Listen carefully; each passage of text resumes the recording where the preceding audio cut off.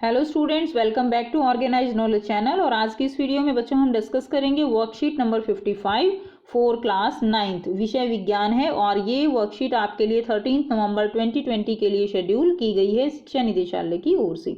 आज की वर्कशीट का टॉपिक क्या है बच्चों? मुक्त पतन के बारे में आज हम पढ़ेंगे और गुरुत्वाकर्षण हमारा जो चैप्टर है वो लास्ट वर्कशीट से कंटिन्यू है। जिज्ञासा दीदी, पृथ्वी पर ऊपर की ओर फेंकी गई वस्तुएं नीचे की ओर किस प्रकार आती हैं? तो आज की ज्ञान की क्वेरी है कि जो भी वस्तुएं हम ऊपर की ओर फेंकते हैं वो वापस नीचे की ओर आ जाती हैं। तो सभी बच्चों ने, ये नॉर्मल बात है सबके लिए कि जो है कुछ जब वस्तुओं को हम ऊपर की तरफ फेंकते हैं तो कुछ दूरी पर जाकर ये वस्तुएं वापस आ जाती हैं। तो ज्ञान, कोई भी वस्तु जो पृथ्वी की सतह से ऊपर की ओर फेंकी जाती है वह एक ऊंचाई तक जाकर पृथ्वी की ओर गिरने लगती है। जब कोई वस्तु केवल पृथ्वी के गुरुत्वाकर्षण के प्रभाव से गिरती है तो इस प्रकार के पतन को हम मुक्त पतन कहते हैं। तो बेटा, इस प्रकार का जो पतन होता है जिसमें गुरुत्वाकर्षण बल लगा होता है केवल, ऐसे पतन को हम मुक्त पतन कहते हैं। मुक्त पतन के समय वस्तु की गति की दिशा समान रहती है, लेकिन उसके वेग में क्या होता है? वेग में लगातार वृद्धि होती है जैसे जैसे वो वस्तु नीचे आती है, जिससे त्वरण जो है वो उत्पन्न होता है। तो सभी बच्चे जानते हैं त्वरण क्या होता है? v माइनस यू बटे में टी। ठीक है, तो अब ये जो त्वरण है, अब अगर हम इसको बात करते हैं, मुक्त पतन के दौरान जो वस्तु द्वारा अनुभव किया गया त्वरण है वो क्या कहलाता है? गुरुत्वीय त्वरण। अब गुरुत्वीय त्वरण को हम a से नहीं बल्कि g से निरूपित करते हैं, तो इसे g द्वारा दर्शाया जाता है। और g का मात्रक क्या है? g का मात्रक वही होगा जो है हमारा a का मात्रक है, वो क्या होता है? मीटर पर सेकंड स्क्वायर, क्योंकि ये भी तो एक तरह का क्या है? त्वरण ही है। नेक्स्ट देखिए, पृथ्वी के गुरुत्वीय त्वरण के लिए समीकरण। अब हम पृथ्वी का जो गुरुत्वीय त्वरण है उसके लिए कैसे समीकरण जो है निकालेंगे। माना कि किसी वस्तु, कोई भी वस्तु है और पृथ्वी का द्रव्यमान वो कितना है? m और m है। ये वस्तु का द्रव्यमान, ये है पृथ्वी का द्रव्यमान। और पृथ्वी द्वारा वस्तु पर लगाया गया गुरुत्वाकर्षण बल F है। तो यानी पृथ्वी की अपने, हमने लास्ट वर्कशीट में पढ़ा कि पृथ्वी का अपना एक गुरुत्वाकर्षण बल है जिसके कारण यह चीजों को अपनी तरफ खींचती है, और उस बल को हम मान रहे हैं कि वो कितना है? F है। यदि पृथ्वी और उस वस्तु के बीच की दूरी कितनी है बेटा? उस वस्तु के बीच की दूरी है d। ठीक है, पृथ्वी और वस्तु के बीच की दूरी कितनी है? d है।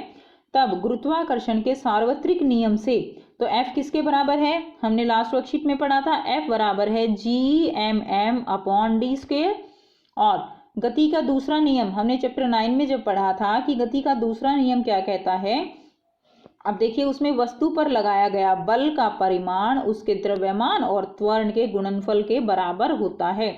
तो मुक्त पतन के समय त्वरण कितना है? वो a यानी g के बराबर हमने लिखा। और हमने जो है गति का दूसरा नियम क्या कहता है? F बराबर है, वो किसके बराबर होता है? ma। F बराबर है, a को हम यहाँ दिखाएंगे mg।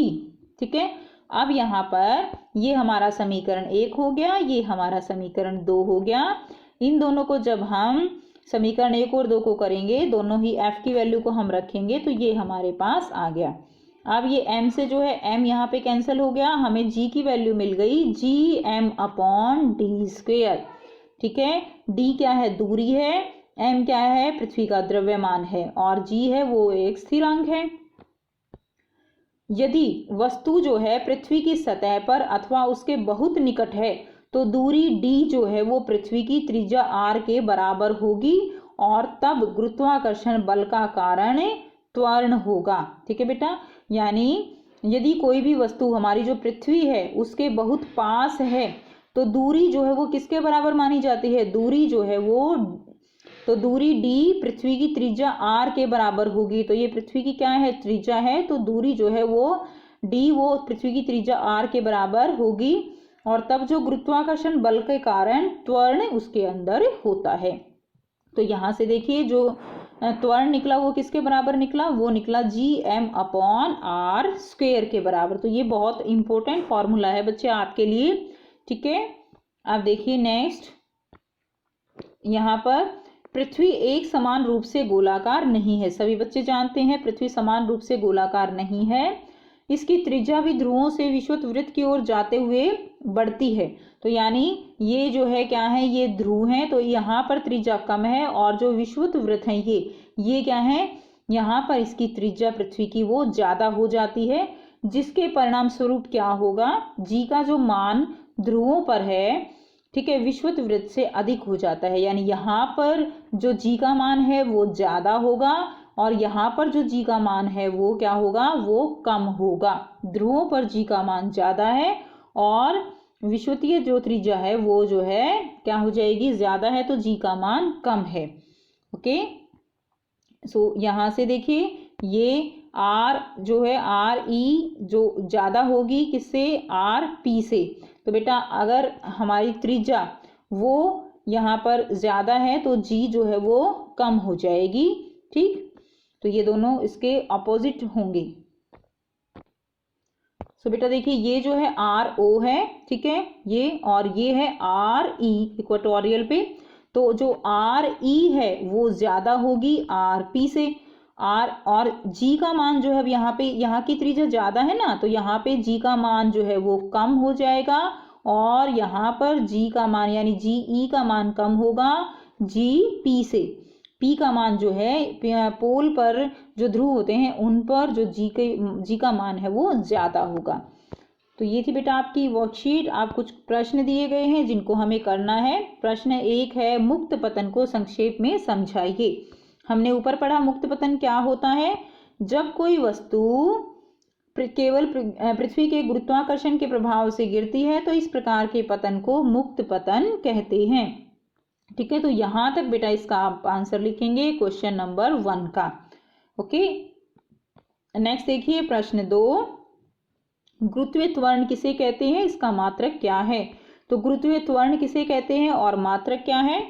तो मुक्त पतन के दौरान वस्तु द्वारा अनुभव किया गया त्वरण गुरुत्वीय त्वरण कहलाता है। इसे जी द्वारा दर्शाया जाता है, और जी का मात्रक है मीटर पर सेकंड स्क्वायर। तो ये आपका हो जाएगा क्वेश्चन नंबर 2 का उत्तर।